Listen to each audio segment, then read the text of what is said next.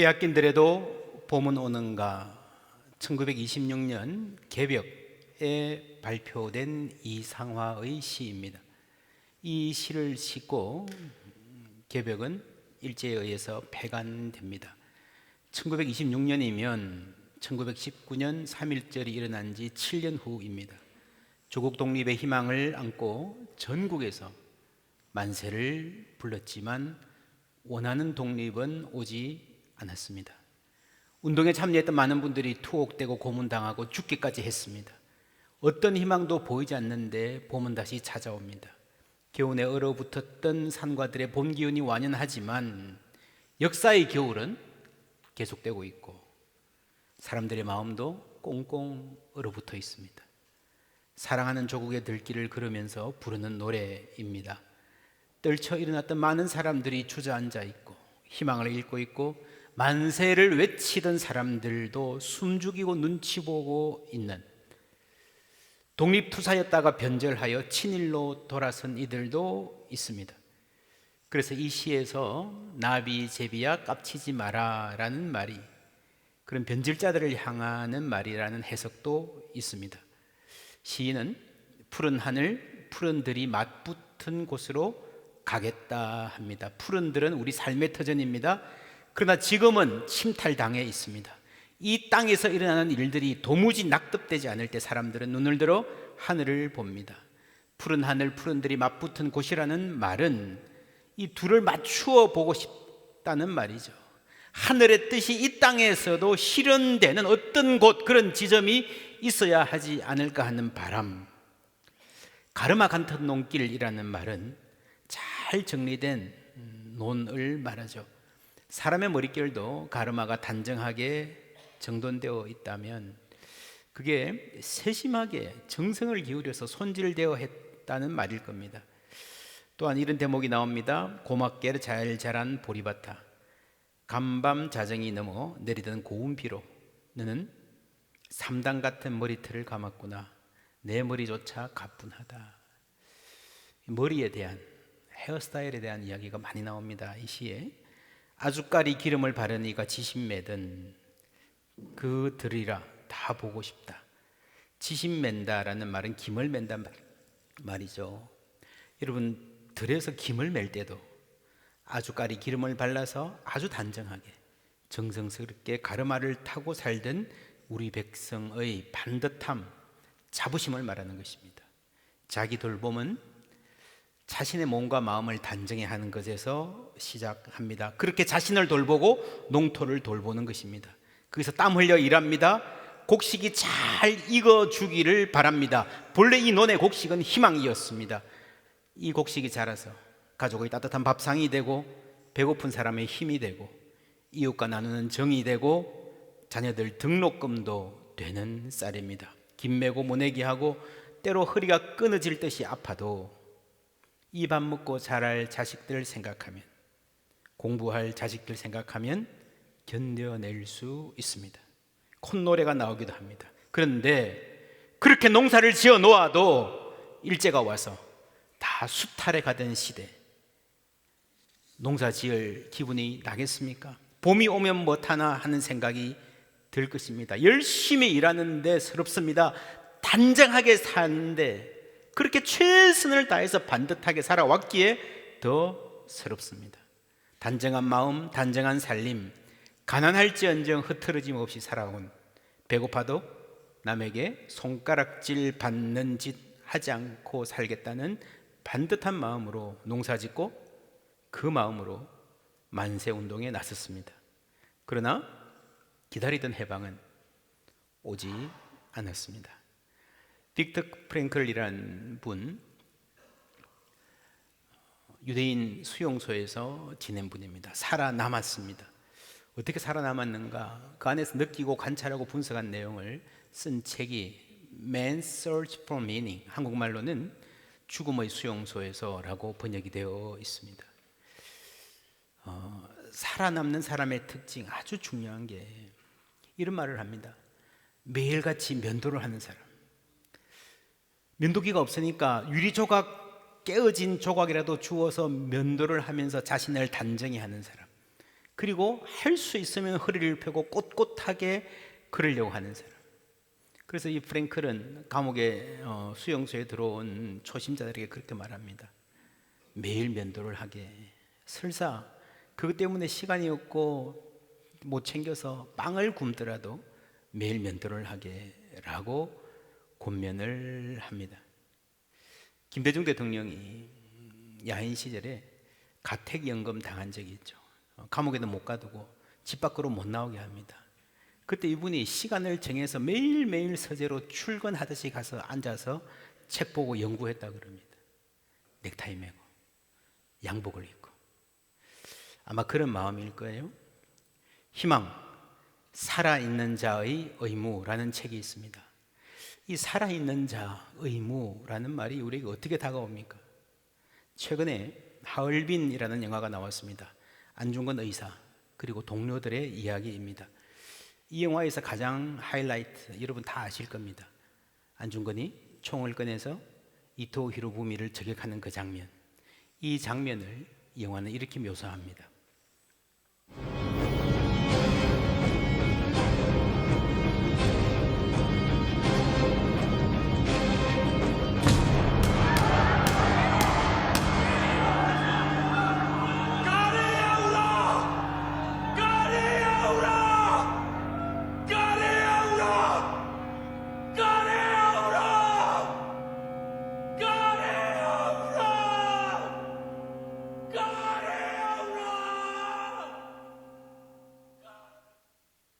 까레아 우라는 러시아 말로 대한독립만세라는 말입니다. 당시 하얼빈이 러시아령이었기 때문에 러시아 말로 국제와 소통하기 위해서 그렇게 했다고 합니다.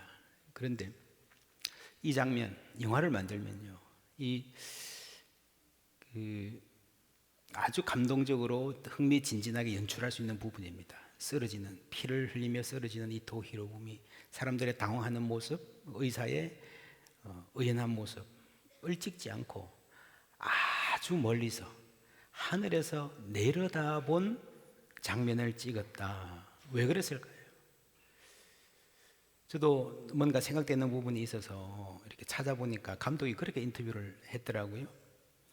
조국 독립을 위해 애쓰다가 먼저 떠난 희생된 그 동지들의 시각에서 이걸 보고 싶었다. 하늘에 있다면, 하늘에서 보면 이 장면이 어떻게 보일까? 여러분, 이 영화에서 계속해서 질문을 던집니다. 이토 히로부미 척결, 이 엄청난 일을 이 삼엄한 경비 속에서 우리가 해낼 수 있을까? 혹 우리가 이 거사에 성공한다 하더라도 이토 히로부미가 죽는다고 독립이 올까? 도저히 어느 모로 보나 희망을 갖기 힘든 상황이라는 게 분명합니다. 그럼에도 불구하고 한 걸음 한 걸음 걸어가야 할 의무, 지금 살아남은 우리들의 의무다라고 이 영화는 힘있게 주장하고 있습니다. 무슨 힘으로 걸어갈까요? 이 희망이 우리의 의무인지는 알겠는데 그 의무를 감당할 힘이 어디서 올까요? 성경을 보니 희망이 보이지 않을 때 믿음의 사람들은 질문했습니다. 희망을 말하기 힘들 때 질문까지 포기하지 않았습니다. 우리의 질문을 하나님께 가져가는 것입니다. 내 하나님이여, 내 하나님이여, 어찌하여 나를 버리셨나이까? 라고 하나님께 묻는 거예요. 하나님이 나를 버리셨다, 마침표가 아니고 하나님께 어찌하여 버리셨나고 묻는 것은 굉장한 차이가 있습니다. 성경은 이렇게 피맺힌 항변, 질문으로 가득합니다. 여호와여, 어찌하여 나를 버리시며 어찌하여 주의 얼굴을 내게서 숨기시나이까? 주여 깨소서, 어찌하여 주무시는가? 일어나시고 우리를 영원히 버리지 마소서. 어찌하여 주의 얼굴을 가리시고 우리의 고난과 압제를 잊으시나이까? 여러분, 일제 때 외쳤던 우리 선조들의 외침 그대로인 것 같지 않습니까? 이스라엘 백성들도 그랬습니다. 이 질문은 주어진 조건을, 희망이 없는 상황을 그대로 받아들이지 않겠다는 결의의 표현입니다. 이 이상화의 시도 그 제목이 빼앗긴더라도 봄은 오는가? 라고 하는 질문으로 되어 있다는, 객관적으로 관찰하면 봄이 오지 않는다, 우리에게는 희망이 없다라고 말해야 될 상황이지만 그래도 질문의 여지를 남겨놓는 거예요. 희망을 말하지 못할 때도 있습니다. 그때 우리는 질문의 힘으로 살아갑니다. 많이 있죠. 우리 가정 다시 회복될 수 있을까? 내 병이 나을 수 있을까? 우리나라가 어떻게 될까?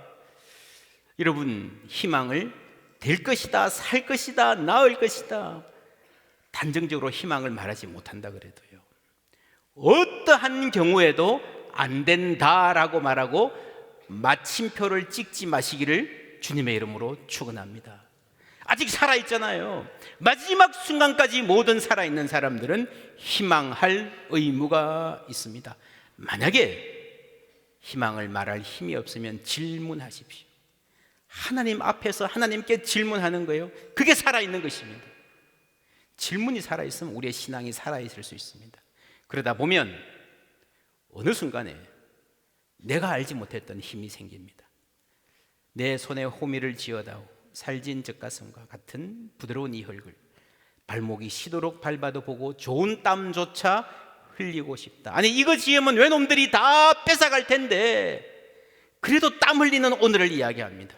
하나님께 맡기고 내가 오늘 해야 될 일을 하는 거예요.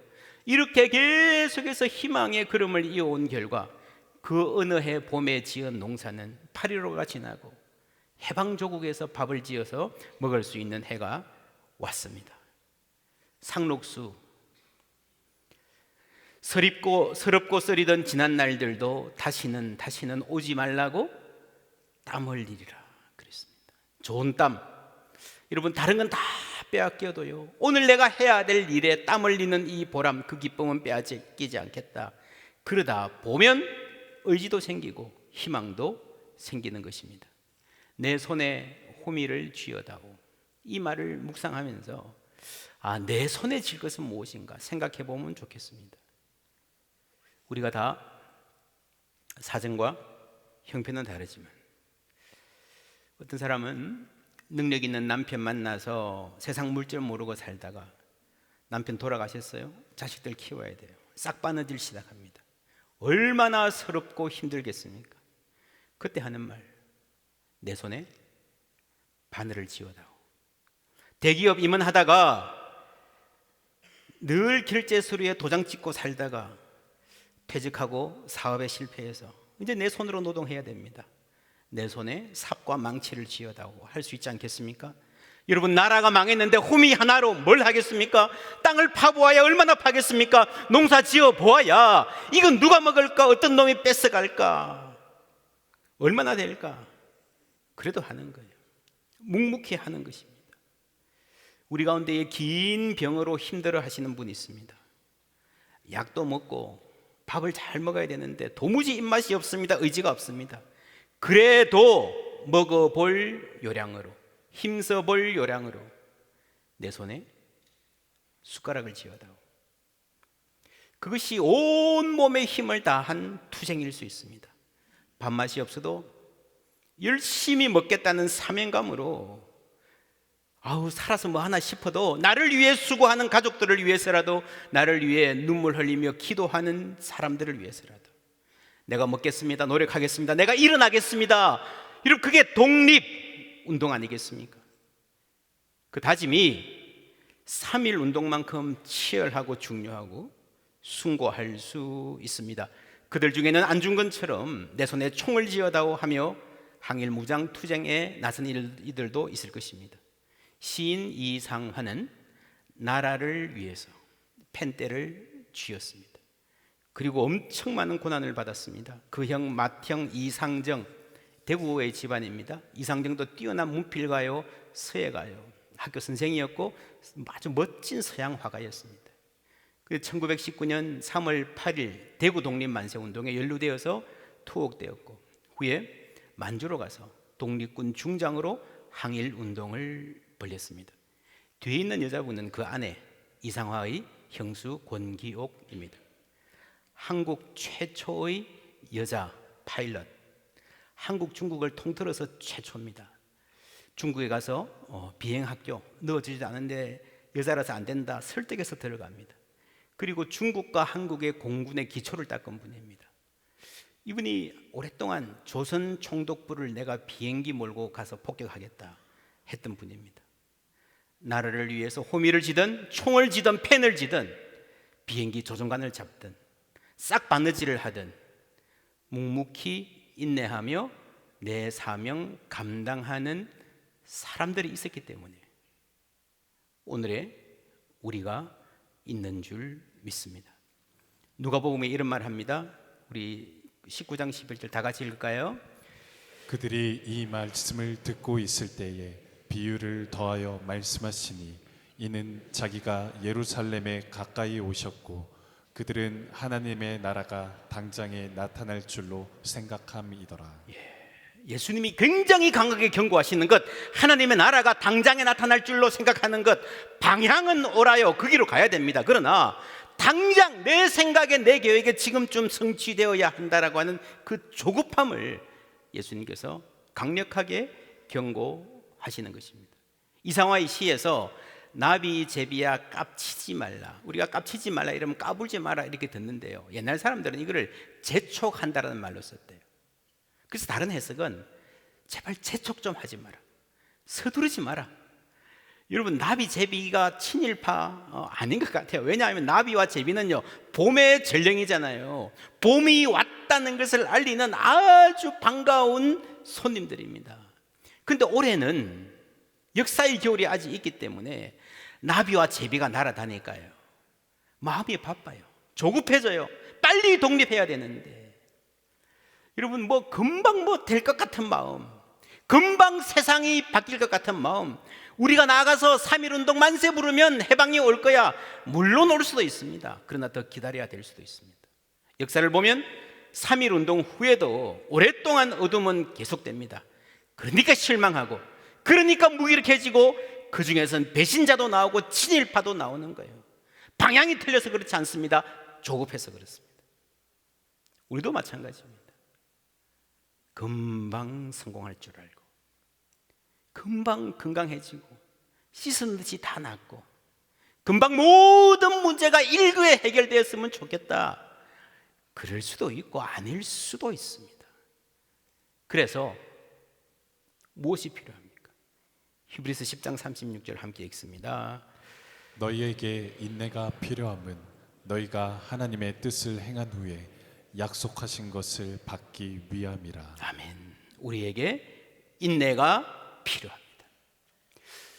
이상화의 시에서 다리를 걸며 하루 걸어라는 장면은 창세기 32장의 말씀을 생각나게 합니다. 그가 브니엘을 지날 때에 해가 돋았고 하나님이 해를 비춰주시는데 이제 고향으로 돌아오는데 그의 허벅 다리로 말미암아 절었도다. 오랜 객지 생활, 수십 년의 객지 생활 마치고 이제 고향으로 돌아가는 때입니다. 얼마나 여러분 내가 어떻게 보일까 신경 쓰이지 않겠습니까? 얼마나 폼나게 가고 싶겠습니까? 금이환양. 그런데 나는 다리를 절고 있습니다.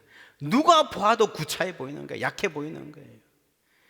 여러분, 구약 성경의 많은 말씀들이 바벨론 포로들의 경험에 비추어 읽을 때에 새로운 의미로 우리에게 다가옵니다. 그 바벨론의 포로들이 조상 야곱의 이야기를 어떻게 읽었을까요? 지금은 우리가 포로지만 하나님이 우리를 해방시키셨어요. 저 적국을 무너뜨리시고 돌아가게 할 때는 영광 가운데에 보무도 당당하게 세상 모든 사람들 보란 듯이 그렇게 돌아갈 것이야 기대했어요, 오랫동안. 근데 막상 고향으로 돌아가기는 가는데 그 걸음이요 빈약한 거예요. 그 걸음이 별로 보잘것없는 거예요. 다리를 절며 고향으로 돌아가는 야곱, 이름도 이스라엘이잖아요. 여러분, 이스라엘이라고 하는 이 엄청난 이름을 받았는데 바로 그 다음 장면이요 다리를 절며 가는 거예요. 고향 돌아와서 좋지요, 그런 웃음이 있습니다. 그런데 다리를 절어요. 실패의 흔적이 있는 거예요. 스름이 있습니다. 나는 온몸에 햇살을 받고 푸른 하늘 푸른 들이 맞붙은 곳으로 시작한 이 시는 나는 온몸에 풋내를 띠고 푸른 웃음 푸른 스름이 어우러진 사이로 라는 말로 이어집니다. 여러분, 하늘과 땅이 만나는 것이 우리의 소망이라고 한다면 그것은 먼 미래의 일일 것입니다. 지금은요, 푸른 웃음, 푸른 스름이 함께 어우러져 있는 우리의 일상을 살아가는 거예요. 혹 우리가 아직 하늘과 땅이 완전히 만나는 곳까지, 하늘과 땅의 뜻이 완전히 일치되는 곳까지 이르지 못했다고 하더라도 우리는 웃을 수 있습니다. 여러분, 모든 서름, 모든 아픔, 모든 눈물, 모든 걱정 전부 다 사라진 날은 이 땅에서는 없을 것입니다. 역사도 그렇습니다. 지금 우리나라가 해방되었지만 여전히 우리는 분단의 아픔을 겪고 있습니다.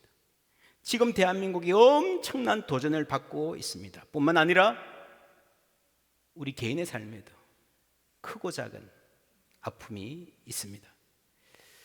서름의 시간 완전히 벗어날 수 없을 것입니다. 그러나 그 아픈 가운데도 여전히 웃음이 있다면, 여전히 소망이 있다면 그것이 하나님의 은총인 줄 믿습니다. 이 시의 시작은 이렇습니다. 나는 온 몸에 햇살을 받고. 여러분, 하늘의 은총은 언제나 우리에게 햇살같이 다가옵니다. 일제가 땅을 빼앗고 쌀을 빼앗고 총알 만든다고 밥그릇까지 빼앗아가도 햇살만큼은 빼앗아갈 수 없었습니다. 야곱이 다리를 절며 브니엘을 지날 때에 해가 돋았다 그랬습니다. 오늘 우리는 아파하고 있지만, 오늘 우리는 낭망하고 연약하지만 여전히 우리 머리 위에는 해가 떠오릅니다. 하나님은 하나님의 일을 계속하고 계시는 줄 믿습니다. 3.1운동 나가서 만세를 외쳤다고 해서 당장 해방이 오지는 않았습니다. 그러나 분명한 것은 그러한 선조들의 한 걸음이 있었기에 오늘의 우리가 있다는 사실입니다.